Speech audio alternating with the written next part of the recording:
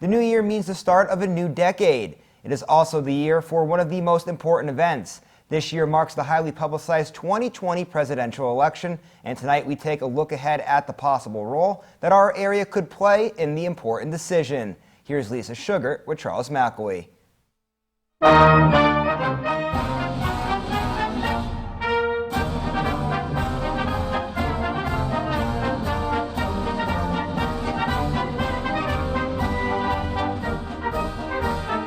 With 2020 upon us, we thought we would bring our good friend Charles McElwee back to our studios for another forecast of what will be happening in this major election year. Charles, as you know, is an editor for City Journal at the Manhattan Institute in New York City, and also back in Hazleton from time to time, keeping his hand in things here as well to keep up to date with what's transpiring.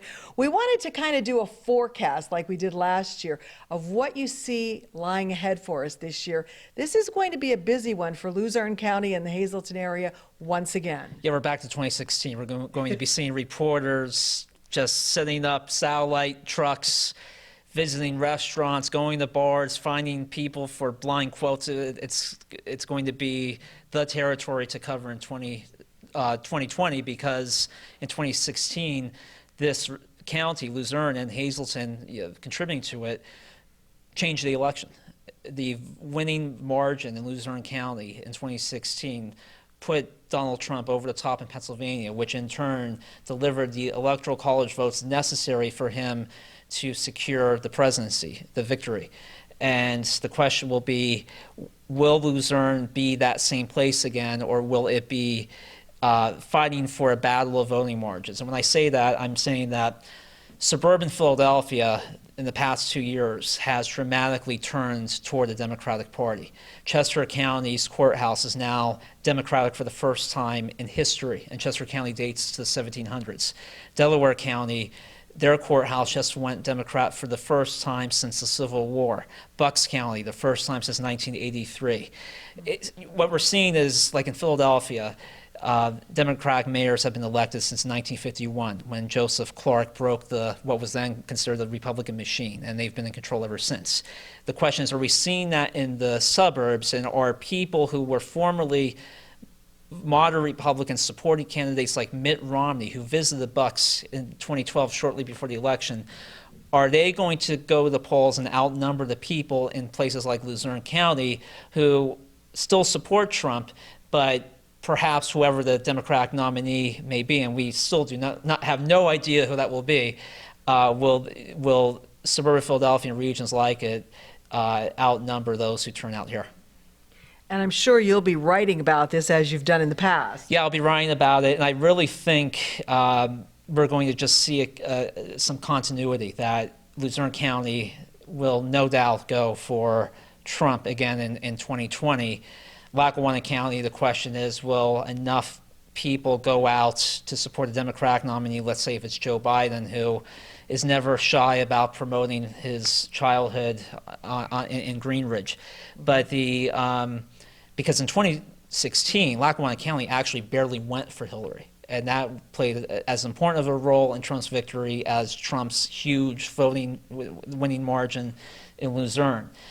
The place to study, I think, and I'll be writing about it, is actually the Lehigh Valley, because there were 3 counties that went for Obama in 2012 and then Trump in 2016: Erie, Luzerne, and Northampton County.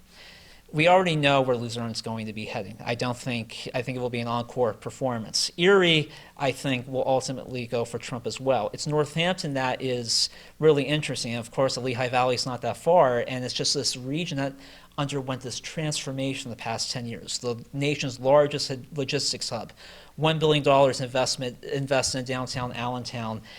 Congested traffic, as we all know, when we're traveling on 78 or going to the Lehigh Valley Mall or wherever.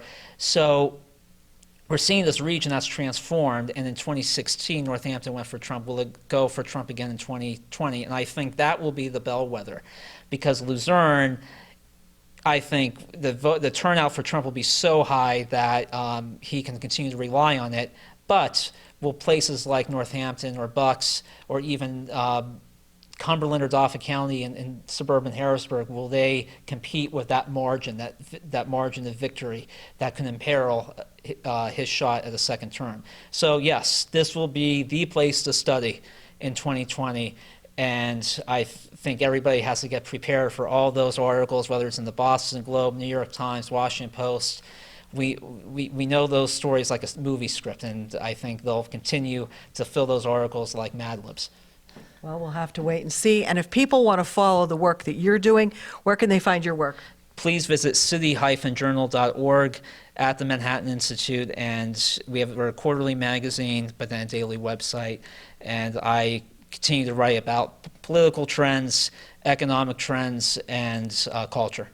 All righty, and we'll have to wait and see what those trends will be in 2020.